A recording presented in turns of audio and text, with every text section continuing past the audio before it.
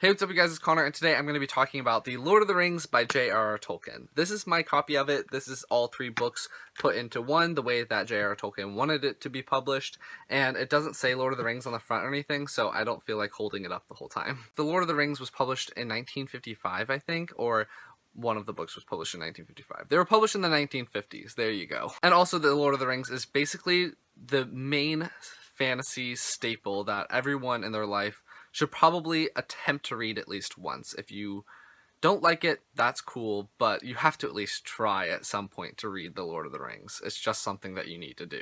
When I was younger, the Lord of the Rings movies came out, and so that's kind of what I grew up with, was the Lord of the Rings movies, and I was totally obsessed with them. I went and saw the first one like 4 or 5 times in the movie theaters, and I started collecting some of the stuff, obviously, and I just really loved the Lord of the Rings as a kid. And then the Harry Potter came out, and it was just kind of like Lord of the Rings versus Harry Potter, but I was like, I'm gonna like both of them because they're both amazing, and I still have the opinion. If you guys have been living under a rock for the past 60 years and you don't know what the Lord of the Rings is about, or you haven't read the books and you haven't seen the movies, this is going to be a short little synopsis for you. Non-spoiler, of course. So basically, The Lord of the Rings is about a bunch of different characters on this place called Middle-earth, and Middle-earth is a continent, and there is an evil lord who is trying to take over everything and destroy everything, basically, and there's this small group of people that are trying to organize everyone into fighting back and destroying the evil guy. There are different races on Middle-earth. There are elves, and elves are these immortal, graceful beings, and they have magic, and they're just the coolest people ever. Then there are dwarves, and dwarves are these short, mountain-dwelling people that are really good at working stone, and so they make a lot of long-lasting cities. And the dwarves and the elves have a big rivalry, and they don't really get along very well. There are also men, like regular, everyday men, and there are also men that are a little bit different. They have really, really long lives, like they live 2 or 3 times as long as normal men live. Then there are these other people called hobbits, and hobbits are these really short people that live a really rural lifestyle, and they have really big feet that are really hairy, and they are kind of known for drinking a lot, and they are known for being able to be pretty sneaky. There are a few main characters of the series, and 4 of them end up being hobbits. There's Frodo Baggins, who is the adopted nephew of the main character of The Hobbit, Samwise Gamgee, who is kind of working for the Bagginses, and then there are Meriadoc Brandybuck and Peregrine Took, who are cousins, distant cousins of Frodo Baggins. Then there is Gandalf, and Gandalf is a wizard, and if you haven't heard of Gandalf, I don't really know what is going on. If you've never heard anyone say, "You shall not pass," you've never known a nerd in your entire life, and I feel bad for you. Gandalf is this wise, immortal person who ends up helping the race of men and is trying to get men to be better people, I guess, and are trying to push men to do great things, and he is kind of in charge of that within Middle-earth. And then the main elf character that you follow is Legolas, and Legolas is a prince, and he's from this place called Mirkwood, and Mirkwood is a forest that is visited within the Hobbit book. And then the main dwarf that you meet is Gimli, and Gimli is the son of Gloin, who is also within the Hobbit novel. There are 2 men that you kind of follow, and one of them is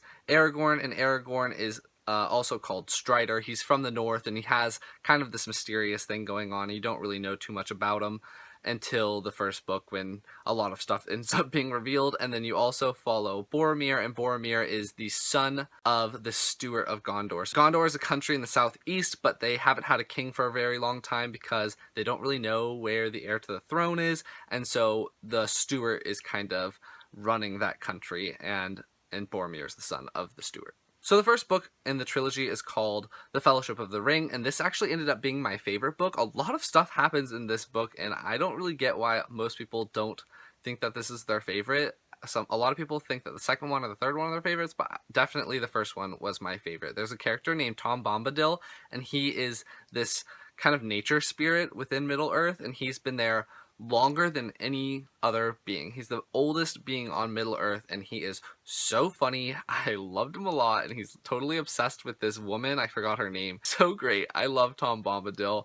I wish he was in the movie. I don't really know why they cut him out. I guess he doesn't have too much influence on the story overall, but he was just so great. I ended up giving this book a 5 out of 5 stars. The second book is The Two Towers, and this is when they find out that there's kind of two enemies that they're trying to fight instead of just one, and so that creates a whole different set of problems and they have to deal with that. And I really enjoyed this one. I got confused at parts. I wasn't really sure what was happening at some parts, so I ended up giving this book a 4.5 stars out of 5 stars. I thought it was a little bit worse than the first one, but I still really enjoyed it. Also, the main battle that happens in this book happens a lot different than it did in the movie, so I really enjoyed seeing the differences between the two, and I think I might have enjoyed the book battle scene a little bit better than the movie battle scene, because I felt like the movie one was a little bit dragged out, but the book one was really good. I really liked that one. And the final book is called The Return of the King, and that is when everything really goes down and all of the problems and stuff end up getting